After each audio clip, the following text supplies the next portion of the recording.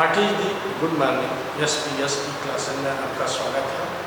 आज हम लोग जो है क्लास 9 का केमिस्ट्री लेसन जो है 3rd है इसका, जिसका नाम है atoms and molecules. Atoms and molecules, इसके बारे में हम लोग पढ़ेंगे। Lesson 3rd, what is the atoms. प्राचीन काल में ही बहुत से दार्शनिकों ने पदार्थवाद के बारे में अपना अपना मत जो है प्रस्तुत किए थे, जिसमें तरह तरह के अपनी कल्पनाओं को उन्होंने व्याख्या किया था।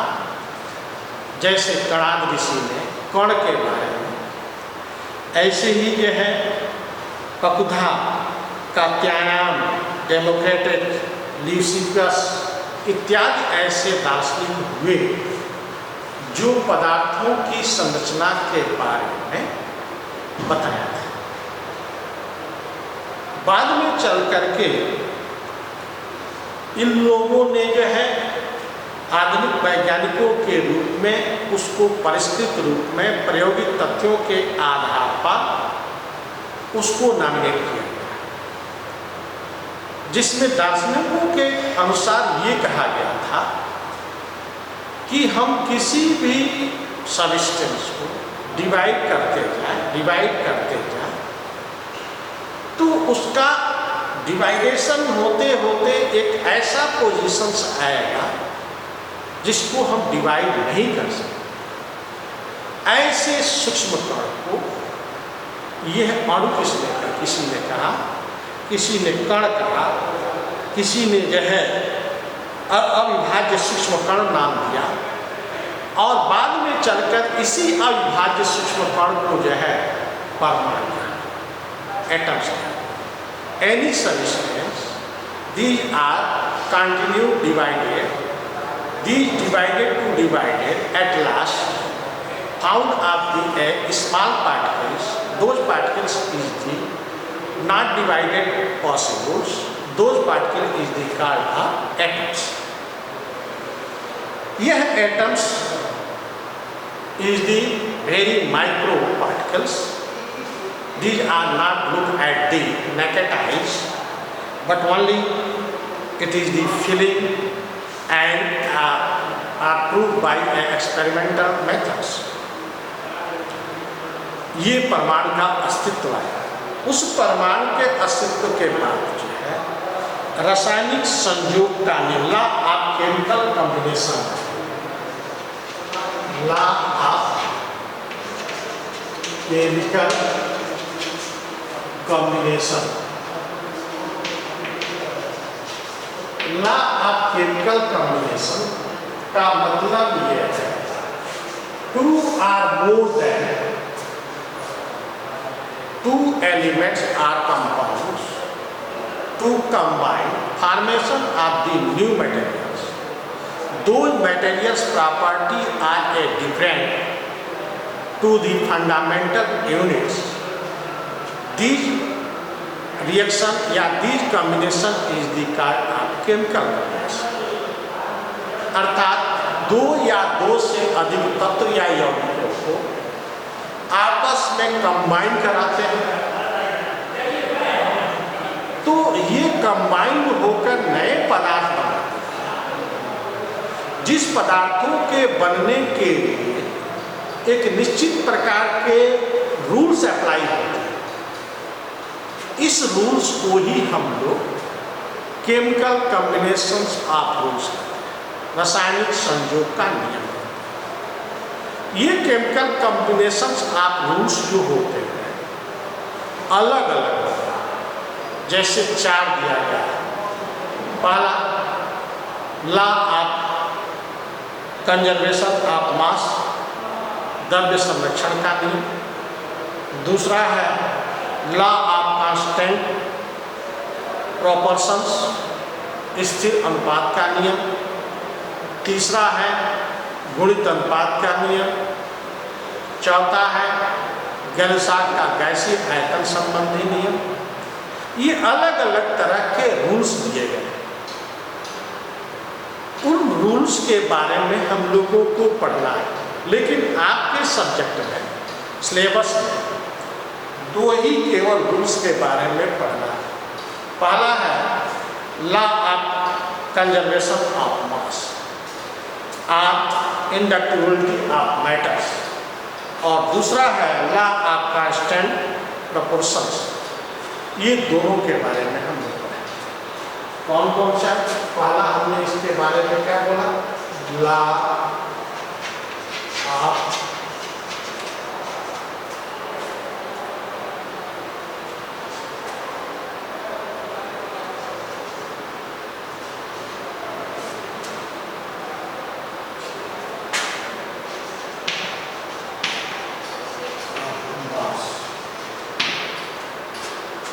और इसको हम लोग इंडक्टिबिलिटी ऑफ मास ऑफ मैटर भी बोलते हैं, लेकिन इसको हम लोग कैसे इसका हम प्रयोग करते हैं?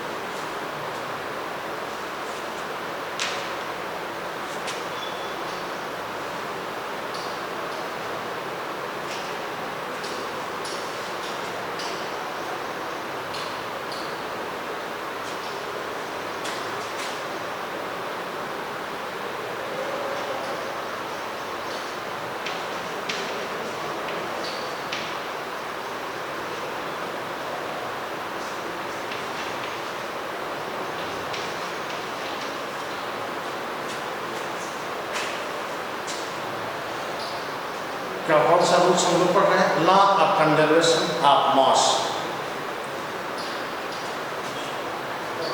These rules are expressions by B.L. Lomonosov. B.L. Lomonosov in 1756. At last, Lavoisier and Dollond support these rules. क्या हमने बोला?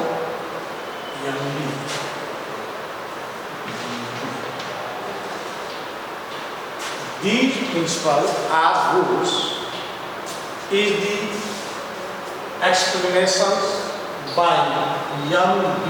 Lomonosov in 1756, and these rules are supported by Lavoisier and Dollond. According to these rules, any reaction to the reactant quantity is the equal of the total mass of products. For example, H like are a barometers, these are a keep to water, and it is the mix of silver chloride in X gram.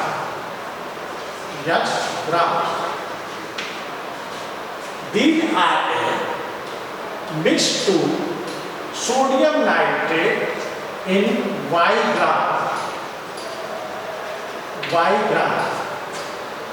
The X gram AgCl and Y gram NaNO3 after reaction product of X and Y to AgNO3 and NaCl quantity is the equal to the total reactants.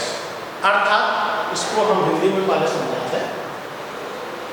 MB. Lomonosov ने 1756 ईस्वी में इस सिद्धांत को प्रस्तुत किया था, जबकि लेवासिए और लॉन्डर्ड ने इसका समर्थन किया था, जिसके अनुसार ये कहा गया है कि किसी भी रासायनिक अभिक्रिया में भाग लेने वाला रिएक्टेंट अभिकारक की क्वांटिटी उसके प्रोडक्ट की क्वांटिटी के जो है बराबर है।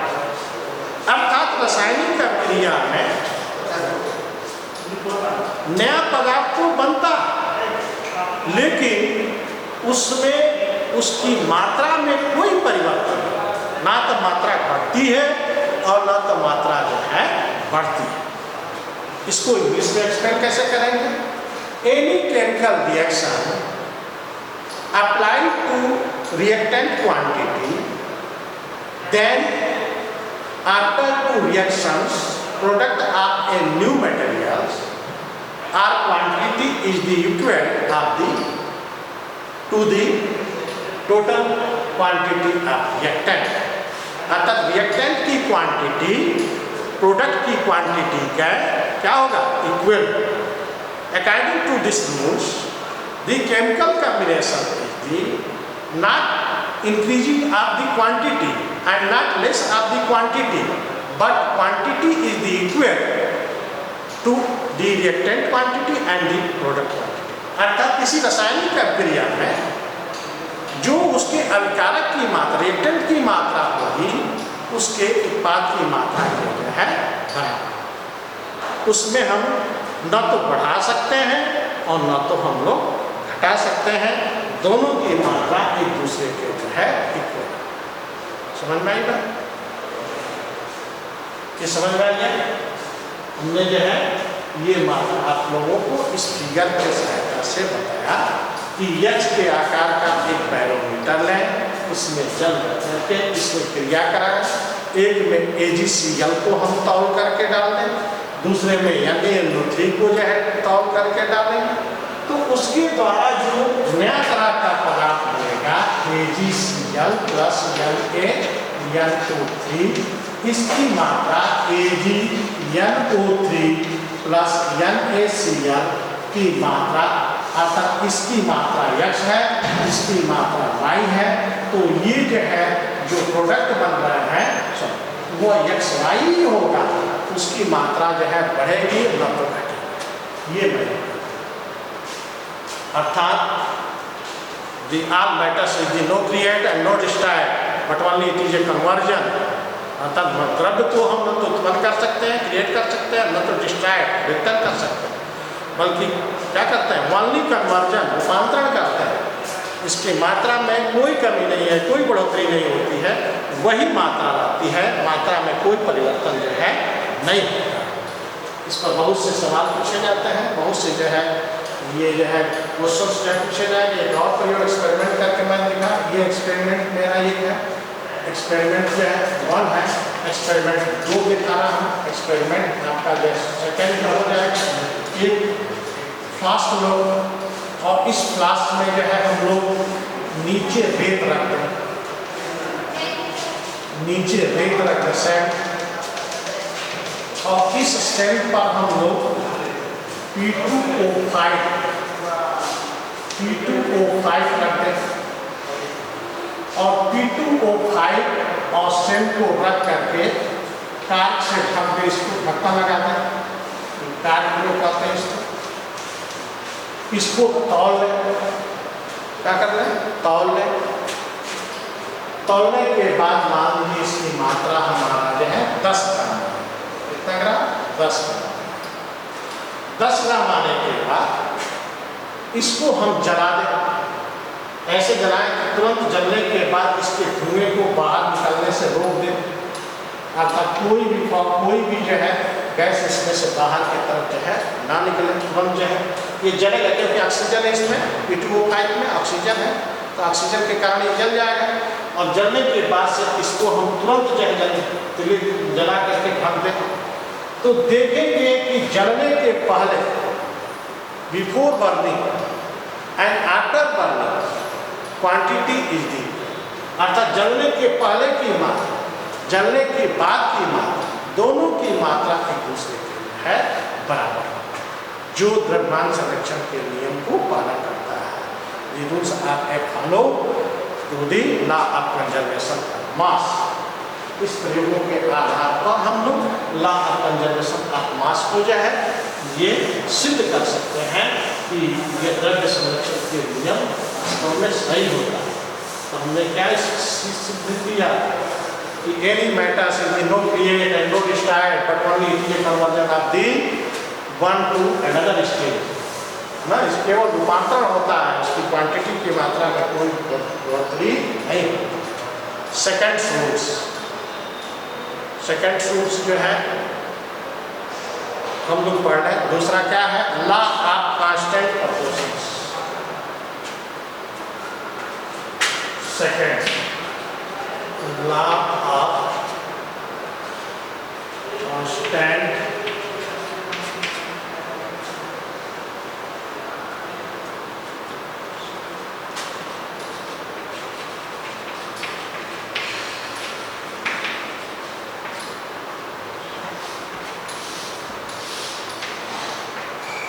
law of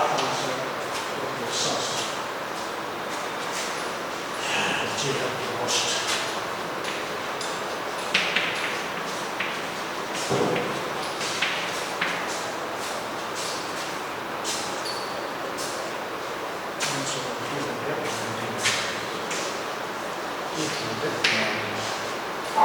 These rules are explained by J.L. Proust in 1799. These rules are explained by J.L. Proust in 1799. According to these rules, any product are a formation of artificial method are found by natural method. Those substance components of elements ratio is the definite. क्या हमने बोला? इस सिद्धांत को J.L. Proust नामक वैज्ञानिक ने 1799 ईस्वी में प्रस्तुत किया। इस नियम के अनुसार किसी भी पदार्थ को, चाहे वह कृत्रिम रूप से, चाहे वो जो है प्राकृतिक स्रोत से प्राप्त करें, उस यौगिक के भाग लेने वाले तत्व का जो अनुपात होता है वह सदैव निश्चित। जैसे for example, water is the various resource. For example, sea water, rain water, river water, ponds water, नल्स waters, etcetera source of waters. विभिन्न तरह के ये जो है मीडियम है जिससे हम लोग ये प्राप्त कर सकते हैं। इस वाटर्स का कंपाउंड्स जो मॉलिक्यूलर फार्मूला होता है वो होता है H2O। The molecular formula of water is the H2O. This water is contained by two elements, hydrogen and oxygen. Those hydrogen and oxygen is the mixed to definite ratio. Oxygen ratio is the 1:8. यह जल के molecular formula जो है H2O होता है। इसमें दो तत्व हैं, हाइड्रोजन और ऑक्सीजन। हाइड्रोजन का 2 भाग, ऑक्सीजन के 16 भाग, अर्थात एक संबंधी 8 मिल करके जल के अणु का निर्माण करता है। यह जल के अणु का फार्मूला सब में होगा, चाहे वह समुद्र के जल को ले, चाहे वह वर्षा के जल को ले, चाहे वह नदी के जल को ले, सब जल के अंदर जो है यही H2O का अनुपात होगा। इसको हम लोग लॉ ऑफ कांस्टेंट प्रोपोर्शंस, क्या हमने बोला? These rules are explained by J.R. Proust in 1799. These rules are, according to these rules are, any products, any compounds are found by natural source or artificial source. These compounds appears to element ratio is the definite. For example, the water is the various resource, as like sea water, river water, ponds water, and it is the formation by artificial method. Hydrogen and oxygen gaseous are a electrolysis. Electric method is the formation of H2O. But H2O are appear two elements, first hydrogen, second oxygen. This hydrogen and oxygen ratio is the 1.8. 1.8. Any source of water mixed to hydrogen and oxygen ratio is the 1.8. These rules in the law of constant proportions. Thank you. अगले term को हम लोग